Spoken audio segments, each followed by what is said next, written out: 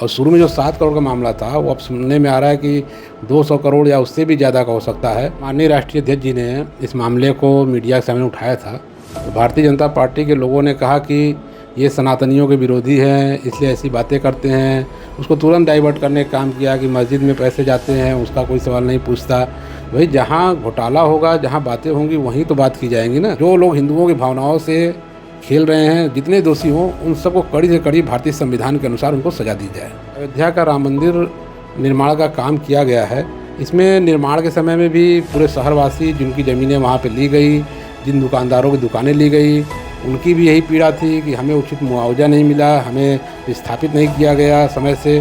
कितने लोग वहाँ पे बेरोजगार हो गए, कितने लोग का व्यवसाय चौपट हो गया, कितने लोग परिवार बर्बाद हो गया। जो पैसा दिया जाता है वो पैसा आदमी इसलिए देता है कि जो हमारा भव्य मंदिर बना है उसका रख रखाव इसी पैसे से हो, और अगर फिर भी धन बचता है तो गरीबों के कल्याणार्थ कुछ काम किए जाएं। जैसे कि वहाँ पे स्कूल, कॉलेज, चिकित्सालय पहले भी होते थे कि बहुत सारे ट्रस्ट के जरिए हॉस्पिटल वगैरह चलाए जाते थे और भोजनालय चलाए जाते थे और यात्रियों के लिए निवास बनाए जाते थे। तो अगर आपके पास धन बचता है तो आपको इन सब कामों में प्रयोग करना चाहिए। वो मुख्य ट्रस्टी हैं तो जाहिर सी बात है कि उनके देख रेख में ही सारा काम हो रहा होगा। जो भी चीज़ें हैं उनसे बिना पास हुए या उनके आंखों के नीचे से न जाती हो कि इतना बड़ा घोटाला 200 करोड़ रुपया अगर किसी खाते में आया है या किसी मंदिर के दान पात्र में कैश आया है, तो वहाँ पूरी व्यवस्था बनी हुई, गिनने वाले लोग हैं, कैमरा है, सब कुछ लगा हुआ है ना। तो अगर कोई 100-200 रुपये तो है नहीं कोई छुपा के मुट्ठी में लेके निकल जाएगा। 200 करोड़ रुपये बहुत पैसा होता है, उसको इधर उधर करने के लिए और बिना मुखिया के ये संभव नहीं है। अब देखिए, निश्चित रूप से चंपत राय जी जब घिरेंगे तो उनकी बातें सामने आएगी, समझ में आएगा कि इसके आगे पीछे और कौन कौन से लोग हैं। अभी से हम लोग कयास लगाने के बजाय हमको ये देखना चाहिए कि पहले चंपत राय जी के जो भी कार्रवाई उनके ऊपर हो सके करा के पहले सच्चाई को सामने लाया जाए। और साथियों, बहुत बहुत स्वागत है खोज खबरिया में। इस वक्त राम मंदिर में चढ़ावा और चंदे की चोरी का जो मामला अखिलेश यादव ने उठाया था, लगातार नए नए खुलासे हो रहे हैं। जहां पिछले हफ्ते बात हो रही थी कि 7 करोड़ के चंदे की चोरी हुई है, लेकिन अब दैनिक भास्कर की जो रिपोर्ट आई है उसमें बताया जा रहा है कि 200 करोड़ के आसपास की हेराफेरी हुई है। इसमें सरकार की तरफ से एसआईटी भी गठित की गई और आज एसआईटी गठित जो हुई थी वो राम मंदिर पहुंचकर वहां लगभग 42 कर्मचारियों से पूछताछ कर रही है। लेकिन इसमें जो सबसे बड़ा आरोप लग रहा है उसमें नाम चंपत राय, जो ट्रस्ट के सेक्रेटरी हैं, उनका नाम भी सामने आया है। हमारे साथ इस मामले पर बातचीत करने के लिए समाजवादी पार्टी के प्रदेश सचिव डॉक्टर अजय चौरसिया साहब हैं। उनसे हम जानने की कोशिश करेंगे कि राम मंदिर का जो चोरी का जो मामला है उसको समाजवादी पार्टी ने जो उठाया उसको कैसे देखते हैं और कौन इसका जिम्मेदार हो सकता है। डॉक्टर साहब, ये बताइए कि ये चोरी का जो मामला है, अखिलेश यादव ने जब पहले उठाया तो भाजपा वालों ने कहा कि ये लोगों को भ्रामक कर रहे हैं, लेकिन अब बात सामने आ गई है बहुत सारी। जब माननीय राष्ट्रीय अध्यक्ष जी ने इस मामले को मीडिया के सामने उठाया था तो भारतीय जनता पार्टी के लोगों ने कहा कि ये सनातनियों के विरोधी हैं, इसलिए ऐसी बातें करते हैं। उसको तुरंत डाइवर्ट करने का काम किया कि मस्जिद में पैसे जाते हैं, उसका कोई सवाल नहीं पूछता। भाई जहाँ घोटाला होगा, जहाँ बातें होंगी वहीं तो बात की जाएंगी ना। और जहाँ का कोई अगर मामला ही ना हो तो उस पर हम बेमतलब चर्चा क्यों करने जाएंगे। और शुरू में जो 7 करोड़ का मामला था वो अब सुनने में आ रहा है कि 200 करोड़ या उससे भी ज़्यादा का हो सकता है। तो जो ये अयोध्या का राम मंदिर निर्माण का काम किया गया है, इसमें निर्माण के समय में भी पूरे शहरवासी, जिनकी ज़मीनें वहाँ पे ली गई, जिन दुकानदारों की दुकानें ली गई, उनकी भी यही पीड़ा थी कि हमें उचित मुआवजा नहीं मिला, हमें विस्थापित नहीं किया गया समय से। कितने लोग वहाँ पे बेरोजगार हो गए, कितने लोग का व्यवसाय चौपट हो गया, कितने लोग परिवार बर्बाद हो गया। इस पे सरकार ने कोई काम नहीं किया, बल्कि उसके उलट कुछ बातें सुनने में आई थी कि जो मंदिर से जुड़े लोग थे या जो संघ से जुड़े लोग, विश्व हिंदू परिषद से जुड़े लोग थे, उन्होंने कुछ ज़मीनें जब उनको मालूम हुआ कि फैसला आने वाला है तो बहुत सस्ते दामों में दूसरे से लिखवा लिया, फिर मंदिर को दान किया ऊंचे दामों में। तो ये जो अयोध्या का विकास का ताना बाना कुल बुना गया है, जो बताया गया है, ये शुरू से ही भ्रष्टाचार की हांडी इस पे बैठी हुई है और जो लगातार पक रही है। अब पकने के बाद धीरे धीरे सब कुछ जनता के सामने आता जा रहा है। जो लोगों की आस्था थी, जिन लोगों ने आस्था के साथ सोना, चांदी, रुपये चढ़ाए हैं, उन लोगों की आस्था के साथ इतना बड़ा खिलवाड़ हो जाना, उनकी भावना कैसे है? देखिए, श्रद्धालु चाहे वो मंदिर जाता है चाहे मस्जिद जाता है तो वो अपनी पूरी तन मन से ईश्वर की पूजा करने के लिए ही जाता है, और जिसकी जितनी क्षमता होती है, 1 रुपये भी आदमी दान करता है, 1 करोड़ भी दान करता है, वहाँ ऐसे ऐसे दानी मिल जाएंगे। लेकिन वो जो पैसा दिया जाता है, वो पैसा आदमी इसलिए देता है कि जो हमारा भव्य मंदिर बना है उसका रख रखाव इसी पैसे से हो, और अगर फिर भी धन बचता है तो गरीबों के कल्याणार्थ कुछ काम किए जाएं। जैसे कि वहाँ पे स्कूल, कॉलेज, चिकित्सालय पहले भी होते थे कि बहुत सारे ट्रस्ट के जरिए हॉस्पिटल वगैरह चलाए जाते थे, और भोजनालय चलाए जाते थे, और यात्रियों के लिए निवास बनाए जाते थे। तो अगर आपके पास धन बचता है तो आपको इन सब कामों में प्रयोग करना चाहिए, और पहला काम उसका है कि मंदिर का रखरखाव, निर्माण और साफ़ सफाई, ये सब चीज़ें वहाँ पे उससे करनी चाहिए। इसका जिम्मेदार किसको मानते हैं? चंपत राय का बराबर समाजवादी पार्टी के लोग नाम ले रहे हैं कि इसके मेन जो है सरगना वही है, चंपत राय मुख्य ट्रस्टी हैं। देखिए, जब मुख्य ट्रस्टी हैं तो जाहिर सी बात है कि उनके देख रेख में ही सारा काम हो रहा होगा। जो भी चीज़ें हैं उनसे बिना पास हुए या उनके आंखों के नीचे से न जाती हो कि इतना बड़ा घोटाला 200 करोड़ रुपया अगर किसी खाते में आया है, या किसी मंदिर के दान पात्र में कैश आया है, तो वहाँ पूरी व्यवस्था बनी हुई है, गिनने वाले लोग हैं, कैमरा है, सब कुछ लगा हुआ है ना। तो अगर कोई 100-200 रुपये तो है नहीं कोई छुपा के मुट्ठी में लेके निकल जाएगा। 200 करोड़ रुपए बहुत पैसा होता है, उसको इधर उधर करने के लिए, और बिना मुखिया के ये संभव नहीं है। तो यही है कि उसके पीछे भी कोई और हो सकता है। अब देखिए, निश्चित रूप से चंपत राय जी जब घिरेंगे तो उनकी बातें सामने आएगी, समझ में आएगा कि इसके आगे पीछे और कौन कौन से लोग हैं। अभी से हम लोग कयास लगाने के बजाय हमको ये देखना चाहिए कि पहले चंपत राय जी के जो भी कार्रवाई उनके ऊपर हो सके करा के पहले सच्चाई को सामने लाया जाए, और जितने दोषी हों, जो लोग हिंदुओं की भावनाओं से खेल रहे हैं, जितने दोषी हों, उन सबको कड़ी से कड़ी भारतीय संविधान के अनुसार उनको सजा दी जाए।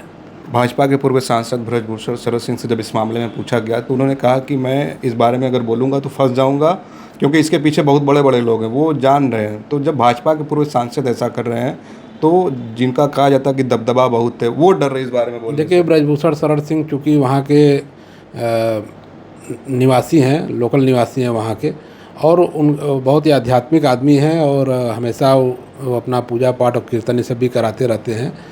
तो निश्चित तौर पर उनका मंदिर भी आना जाना लगातार रहा है, और उनको चूँकि वो नज़दीक हैं, अयोध्या में रहते हैं, उनको सारी जानकारी होगी क्या कौन कैसे किया है। और चूँकि अभी समय नहीं है, उन्होंने ये भी कहा था कि समय आएगा तो मैं ज़रूर बताऊँगा। तो वो समय का इंतज़ार कर रहे हैं, जो भी नाम होंगे जब उनका समय आएगा तो अपना नाम लेंगे। लेकिन मेरी बस एक ही दरख्वास्त है सरकार से कि इसमें जो लोग भी लिप्त हो, संलिप्त हो, जो हिंदुओं की भावनाओं से, दर्शनार्थियों की भावनाओं से खेलने का काम किए हैं, उनका एक एक आदमी, गरीब आदमी भी 1 रुपया देता है, अमीर आदमी हज़ारों रुपए, लाखों रुपए दान कर देता है, लेकिन आस्था तो सबकी वही रहती है। उस पैसे का सदुपयोग होना चाहिए, उसका दुरुपयोग नहीं होना चाहिए।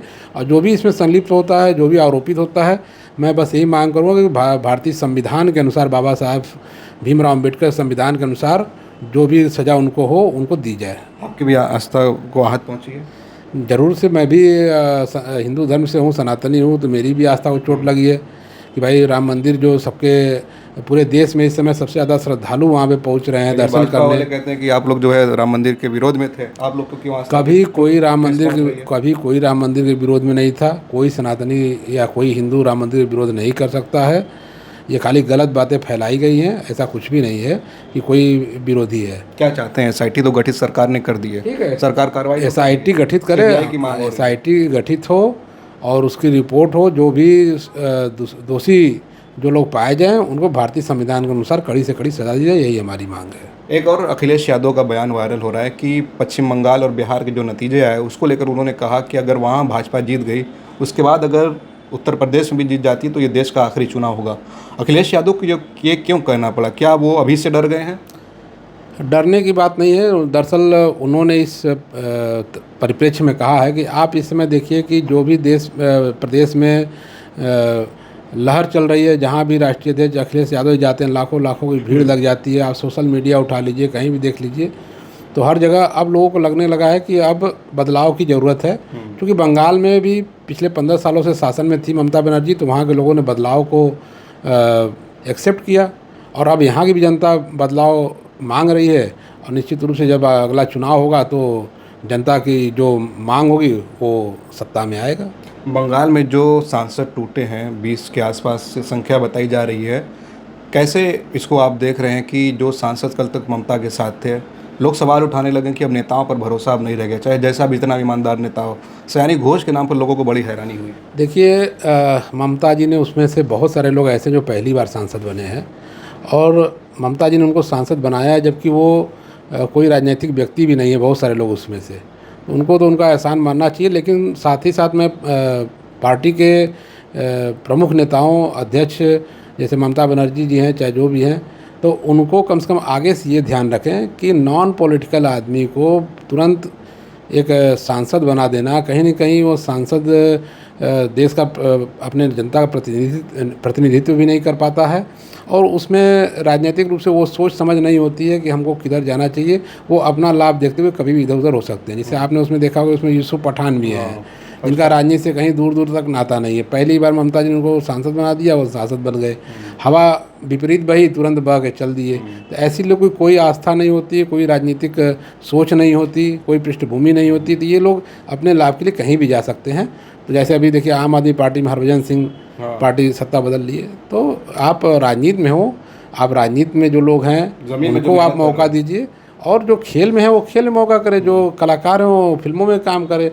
अब सबको उठा के राजनीति में डाल लोगे जिनकी सोच ही नहीं है। सयानी घोष भी फिल्म से आई थी। हाँ, मालूम मुझे कि सयानी घोष भी बंगाली फिल्म एक्ट्रेस रही हैं। तभी तो मैंने कहा कि नहीं, पहली बार ममता जी ने कई लोग को मौका देके सांसद बना दिया। गलती हुई और उनको ये अंदाज़ा ही नहीं कि वो सांसद हैं, तो वो उनके अधिकार क्या हैं, वो किस दल से हैं, किस सोच से उनको पार्टी में सांसद बनाया गया है, उनको इसका अंदाज़ा ही नहीं। वो अपने लाभ के लिए कहीं भी इधर उधर जा सकते हैं और जा भी रहे हैं। कई लोग सोशल मीडिया पे लिख रहे हैं कि अगर बंगाल के बाद यूपी में भाजपा फिर से जीतती है, अखिलेश यादव के बीच सांसद टूटेंगे, क्या ये संभव है? नहीं, ऐसा नहीं। देखिए, समाजवादी पार्टी का एक एक कार्यकर्ता, एक एक नेता माननीय राष्ट्रीय अध्यक्ष श्री अखिलेश यादव जी की बहुत इज्जत करता है, सम्मान करता है। और एक भी आदमी, सांसद तो छोड़ दीजिए, एक कार्यकर्ता टूट के नहीं जाने वाला है। 9 साल में, 9.5 साल में जब नहीं गया तो अब क्या जाएगा कोई कार्यकर्ता समाजवादी पार्टी को छोड़ के। और 2027 की जो अपनी विधानसभा चुनाव में आप देखिएगा, पूरे दमखम के साथ समाजवादी पार्टी लड़ेगी और जीत हासिल कर पीडीए की सरकार बनाने का काम करेगी। चलिए, बहुत बहुत धन्यवाद हमसे बातचीत करने के लिए। हम बात कर रहे थे समाजवादी पार्टी के प्रदेश सचिव डॉक्टर अजय चौरसिया जी से। जिस तरह से राम मंदिर में चंदे की चोरी का मामला सामने आया है, समाजवादी पार्टी ने उस मुद्दे को उठाया था और समाजवादी भी कह रही कि हमारी भी आस्था आहत हो रही है। इस पूरी बातचीत को लेकर आप क्या सोच रहे हैं? अपनी राय ज़रूर कमेंट करें। आप देख रहे थे खोज खबरिया। बनारस से मैं अवैध, बहुत बहुत शुक्रिया।